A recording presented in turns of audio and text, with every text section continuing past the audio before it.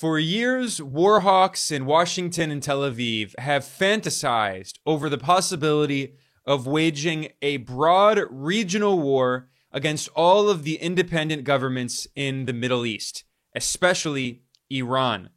And it appears that that day has arrived.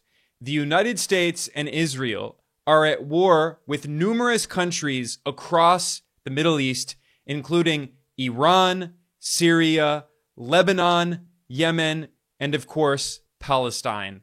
Today I'm going to be talking about the very dangerous escalation in the region and the impact it will have on the rest of the world. On the 1st of October, Iran responded to a series of Israeli attacks on Iran and inside Iranian territory. Tehran acted in self-defense and hit Israeli military targets, launching nearly 200 missiles in what it called Operation True Promise 2, and Iran claimed that it hit numerous targets inside Israel, including an Israeli air base that was housing F-35 fighter jets provided by the United States, and Iran said that it also hit the headquarters of Israel's spy agency, Mossad. Now, many Western politicians and pundits have misleadingly portrayed this as an Iranian act of aggression against Israel. But in reality, Iran was responding to numerous acts of war carried out by Israel against Iran. In April, Israel attacked Iran's consulate in Syria, which was an act of war against Iranian sovereign territory, according to international law. And at the time, even many mainstream Western think tanks warned that this could be the spark that ignites a broader Middle East war, which is exactly what it was. And then in another Israeli act of war in July, Mossad assassinated the Hamas leader Ismail Haniyeh in Tehran, in Iranian territory. And then this September, Israel also assassinated a top Iranian general, Abbas Nilfurushan, in Israel's attacks in Lebanon, in Beirut. So it was inevitable that Iran was going to respond to these Israeli acts of war after Israel repeatedly attacked Iranian territory and assassinated Iranian officials. Now, what's funny about this Iranian attack is the contradictory Western narrative, because after U.S. President Joe Biden claimed that the U.S. helped Israel to defeat what he said was an ineffective Iranian attack, Biden claimed, quote, "The attack appears to have been defeated and ineffective, and this is testament to Israeli military capability and the U.S. military. It's also a testament to intensive planning between the United States and Israel," end quote. And then Biden insisted that the U.S. is, quote, fully supportive of Israel, end quote, repeating the word fully 3 times. I don't know how something can be full 3 times, but Biden also added that the U.S. government is, quote, in constant contact, end quote, with the Israeli government, planning operations together. Now, what's funny about this narrative is that the U.S. and Israel constantly claim that Iran is this big threat to the entire world, and they have to wage war on Iran and overthrow the Iranian government. But then they also say, oh, actually, Iran's not a threat. When Iran acted in self-defense and responded to Israel's attacks, Iran actually didn't hit any targets, they claim. They say Iran is actually weak. So which one is it? Is Iran this big, bad, evil boogeyman who's supposedly threatening everyone? Or is Iran weak and then the U.S. and Israel can do whatever they want and face no consequences? It's a contradictory narrative. In fact, the U.S. government constantly says that it must continue sending tens of billions of dollars of military support to Israel in order to, quote, ensure Israel's qualitative military edge, end quote, as is so often said by the U.S. government. It's qualitative military edge. The U.S. says Israel must have much better military technology than all of the other countries in the region. But if Israel is so strong and no one can ever touch it and it has the Iron Dome system, then why are we supposed to be afraid of Iran? Why are we supposed to be afraid of relatively smaller groups like Hezbollah? It shows that propagandists in Western governments and the Western media want to have their cake and eat it too. And you can also see these double standards if you look at a chart showing the number of cross-border attacks in the past year between Israel and Lebanon. You can clearly see that Israel is responsible for the vast, vast majority of attacks.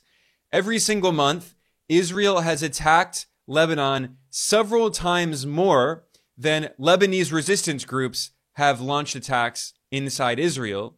But the Western media, echoing Western governments, claims that Israel is supposedly defending itself. And now top ministers in the Israeli regime are openly saying that they want to reoccupy and colonize southern Lebanon, which is exactly what Israel did in the 1980s and 90s, which is, by the way, conveniently left out of the majority of the discussion of what's happening today. There's this historical amnesia. But let me briefly review a timeline that was published by Reuters, a very mainstream Western media outlet.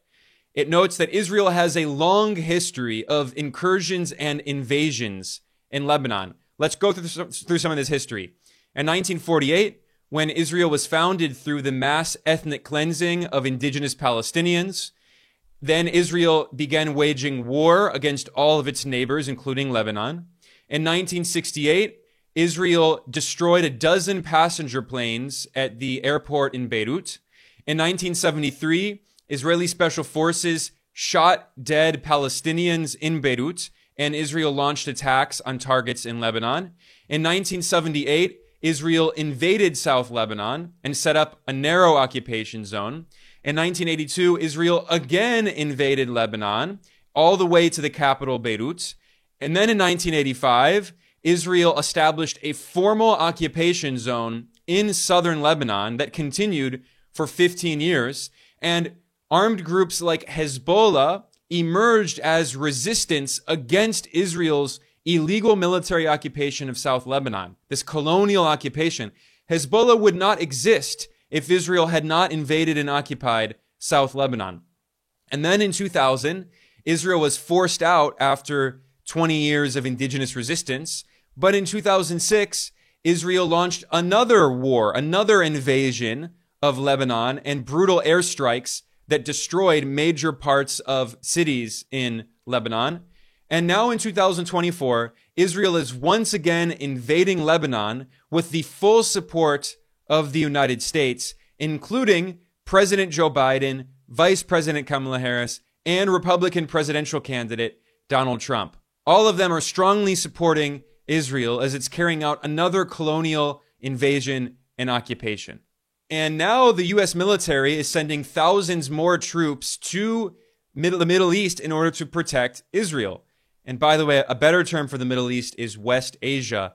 Middle East is a very Eurocentric term because it's only middle compared to Europe. The Middle East is actually the western part of Asia. But anyway, the point is that the Pentagon announced that it's sending thousands more troops to the region to defend Israel.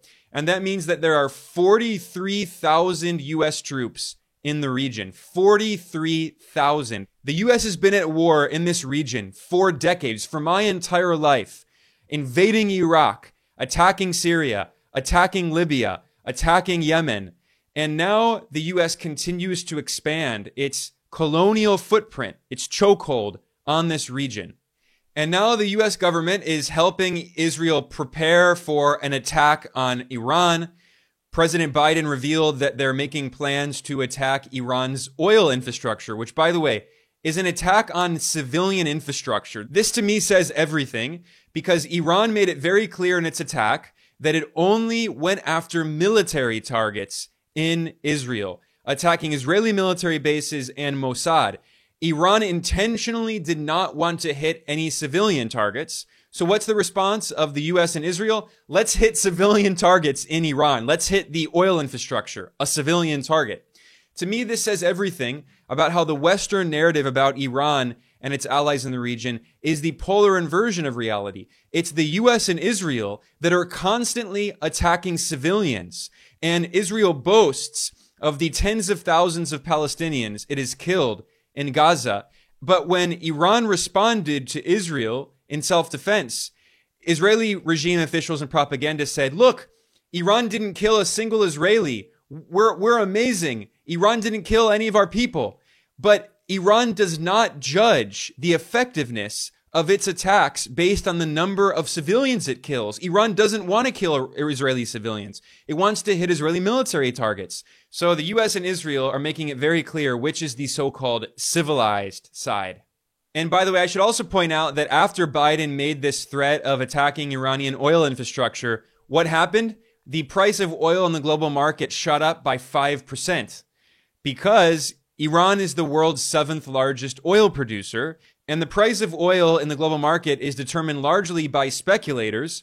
And if they think that there could be a shortage in oil supply, even if there's not actually a shortage in oil supply, even if it's only expectations, prices move based on expectations, not necessarily based on reality. So prices immediately went up, expecting a shortage of oil because of the US-Israeli attacks on Iran's oil supplies that are being planned.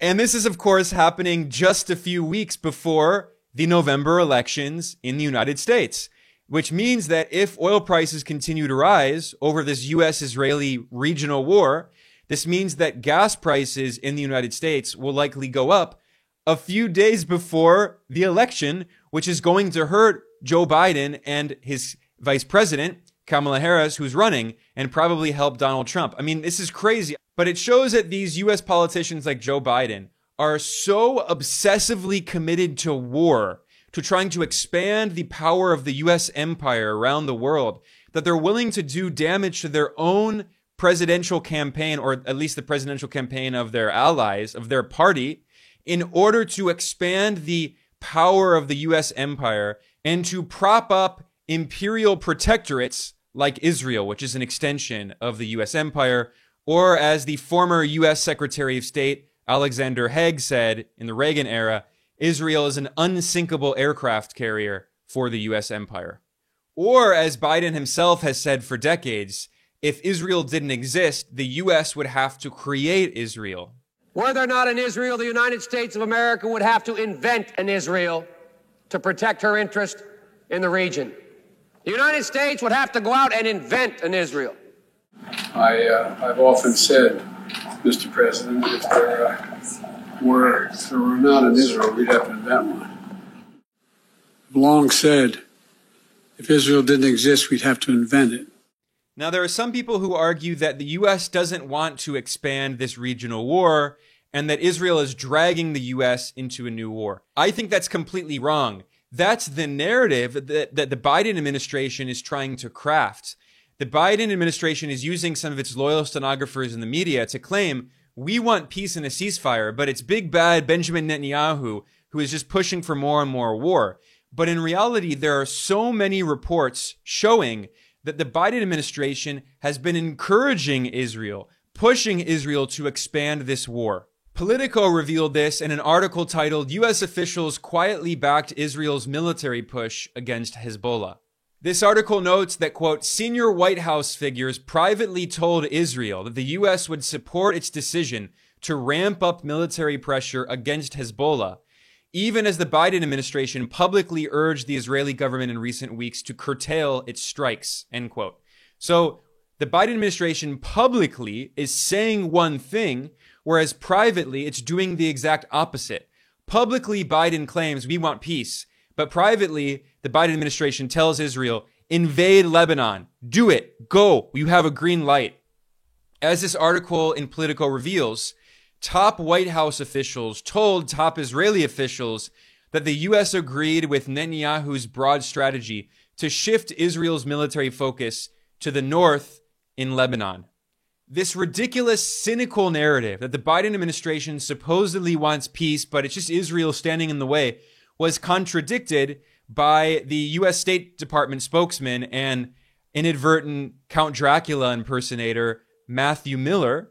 He was asked by a journalist if the U.S. wanted a ceasefire and a diplomatic resolution, and he said that the U.S. refuses to have a diplomatic resolution with Hamas, which means it refuses to actually have a ceasefire, because you can't have a ceasefire if you don't have a diplomatic resolution with one side of the war. By definition, in a ceasefire, both or all sides of a war have to come to the negotiating table. If one side isn't invited, there's no ceasefire. Here's this revealing clip.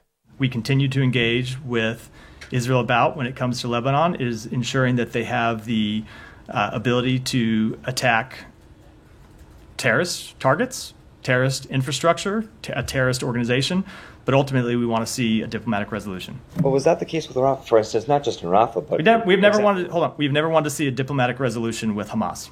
Well, okay. Well, what about the ceasefire? We wanted to see a ceasefire, but we have always been committed. We have always been committed to the destruction of Hamas. And I wish that Hamas would come to the table and work with us on a ceasefire. So it's the U.S. that doesn't want peace, but Biden says, oh, it's Netanyahu and I can't do anything and my hands are tied, which makes people think absurdly that Israel is the tail wagging the dog. But actually what that does is it is an excuse for the U.S. empire's crimes. It distracts from the culpability of the U.S. empire, which didn't need Israel to invade Vietnam and kill millions of people in Vietnam, or wage war on Korea, or wage war against former Yugoslavia, or wage war all around the world. Israel is the convenient excuse that the U.S. uses to try to expand its hegemony across West Asia. Because we know that war hawks in Washington have dreamed about a war on Iran for decades, ever since the Iranian Revolution in 1979, when the Iranian people rose up and overthrew the U.S.-backed dictator, the Shah, who had governed Iran with an iron fist on behalf, largely, of the United States. When the U.S. State Department considered Iran under the Shah to be one of what it called the twin pillars. That was the U.S. strategy for West Asia. The Western pillar was Saudi Arabia, and the Eastern pillar was Iran. And the U.S. used those regimes to try to maintain control over the region. But with the 79 revolution, the Iranian pillar collapsed, and the U.S. lost one of its most important imperial protectorates in the region, which also was another reason why Israel became so important for the U.S. empire. Israel is the unsinkable aircraft carrier that the U.S. uses to try to wage war against all of the anti-colonialist forces in the region, whether it's the Palestinians, the Iranians, the Syrians, the Iraqis, the Yemenis. The U.S. has used Israel as its attack dog to go after them.